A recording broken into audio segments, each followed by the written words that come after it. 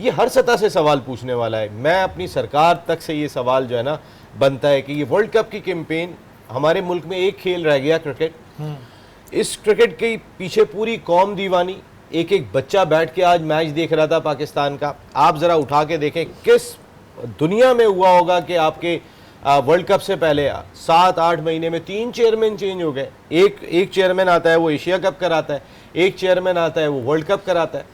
मकसद है कि आप हमारी जो है वो अपनी पसंद नापसंद पे आप, यानी कि गेम चाहे कहीं भी जाए, आपकी पसंद नापसंद पहले होनी चाहिए कि जी मेरी हुकूमत है, मेरा बंदा होगा। ये चीज़ तो हमने कल भी डिस्कस की थी कि बस फेवरेटिज्म है, इसकी हुकूमत आएगी तो ये चेयरमैन, ये तो हमें रट गए, मैं कह रहा हूँ ये हमें रट चुके हैं, ये आएंगे तो ये आएंगे, ये आएंगे तो ये आएंगे। शेबी मैं कह रहा हूँ आप ऊपर से देखें, एक तो हमारी सरकार के ही फैसले थे ना ये, नंबर 2 आप हमारे चेयरमैन जो इस वक्त हैं मैनेजमेंट कमेटी के, एक दिन पहले हाथ खड़े कर लेते हो आप कि ये टीम जो है वो कप्तान और जो है वो चीफ सेलेक्टर ने भेजी है। अरे भाई आप एक दिन तो इंतजार करो, ऐसी कौन सी आग लग गई है?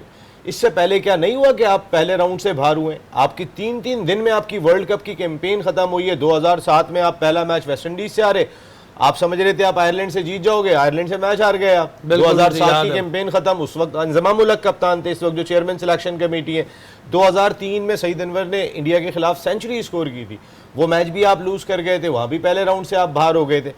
तो ऐसा नहीं था कि ये पहली दफा हो रहा था, तो थोड़ा सब्र का मुजाहरा तो करो। आप जो है वो एक दिन पहले मकसद है कि कैसे स्टेटमेंट दे देते। ये चीज़ तो ज़ाहिर है हमने कल भी डिस्कस की थी और हैरत हुई थी, इससे पहले कभी देखा नहीं गया हिस्ट्री में, मेरे ख्याल से कभी ऐसा नहीं हुआ होगा कि जो चेयरमैन है पीसीबी के वो ये कह रहे हैं कि जी मेरा तो ताल्लुक ही नहीं है, मैं हूँ ही नहीं, मेरा इस फड्डे से कोई लेना देना नहीं है। लेकिन असीम भाई जहाँ पर हम चीफ सेलेक्टर की बात करते हैं, गलतियाँ तो हुई हैं, इसमें तो कोई दो राय नहीं है कि चीफ सेलेक्टर हो चाहे वो कैप्टन हो, उनसे गलतियाँ हुई हैं। अपना फेवरेटिज्म की वजह से उन्होंने टीम को आज इस दोहराए पे खड़ा कर दिया। अगर हम बात करते हैं इमाम की, तो इमाम की क्या परफॉर्मेंस आपको नज़र आ रही है? आज भी 18 बॉलों पर 12 रन बनाकर वो आउट हो गए और उनको हम अपना सीनियर प्लेयर मानते हैं कि भाई इमाम है, पुराना खेलने वाला है, तो इन लोगों की फिर जगह कहाँ बनती है?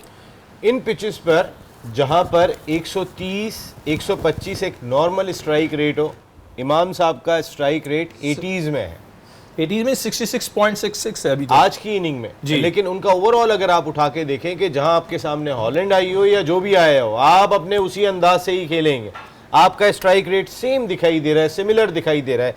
इमाम उल हक साहब रोते हुए दिखाई दे रहे हैं। अरे भाई इंजमाम उल हक साहब से सवाल है, आपको इंडिया जाने की जरूरत क्या थी? नंबर 1 आपका काम ही नहीं था। आप फिर सबसे बड़ी चीज़ ये कि आप सिर्फ इसलिए गए थे कि उसी वक्त ये चीज़ें सामने आना शुरू हो गई थी कि ये टीम बनाने में सबसे बड़ा हिस्सा कप्तान, यानी कि कप्तान को मैं अकेला नहीं कहता हूँ, जाहिर है एक बाबर आजम नहीं है, वो 5 लोग 6 लोग हैं कि जो पाकिस्तान क्रिकेट टीम को चलाते हैं, 3 साल से चला रहे हैं।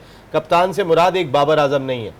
दूसरे इंजमाम उल हक साहब, चेयरमैन सिलेक्शन कमेटी, आपको भाई इंडिया जाने की क्या जरूरत थी? अजीब अजीब से फैसले। आप 2015 की आप वो कहते हैं ना दूध का जला छाछ भी फूक फूक के पीता है। इमामुल हक को जबरदस्ती पाकिस्तान क्रिकेट बोर्ड ने बुलवाया था उस वक्त जब वर्ल्ड कप की पाकिस्तान की कैंपेन जारी थी 2019 की, आप वापस आए, जो है वो आपको वहाँ रहने की जरूरत नहीं, और आप जो है वो ज़का अशरफ साहब ने उनको भिजवा दिया। चेयरमैन पीसीबी जाते हैं। भाई ये इतने पुराने खिलाड़ी हैं और इनके अगर हम माजी में भी जाते हैं तो इन्होंने अपने माजी में भी इनके भी बड़ी चीज़ें हमारे सामने आती नहीं। उस वक्त तो बड़ी अच्छी बात ये थी कि सोशल मीडिया और मीडिया इतना इन नहीं था, वरना बहुत कुछ खुल के सामने आता। अब ये जो बातें होने लगती हैं कि जी ग्राउंड में रोने लगें या ये करने लगें, इससे कोई फ़र्क नहीं पड़ना होता। और बहुत से लोग तो उसको ड्रामा कहते हैं कि यार आप इतने टाइम से परफॉर्म नहीं कर रहे थे, आज आप ग्राउंड में रोके क्या सिंपैथी गेन कर रहे हैं कि जी मैं बड़ा मुहिब्बे वतन हूँ।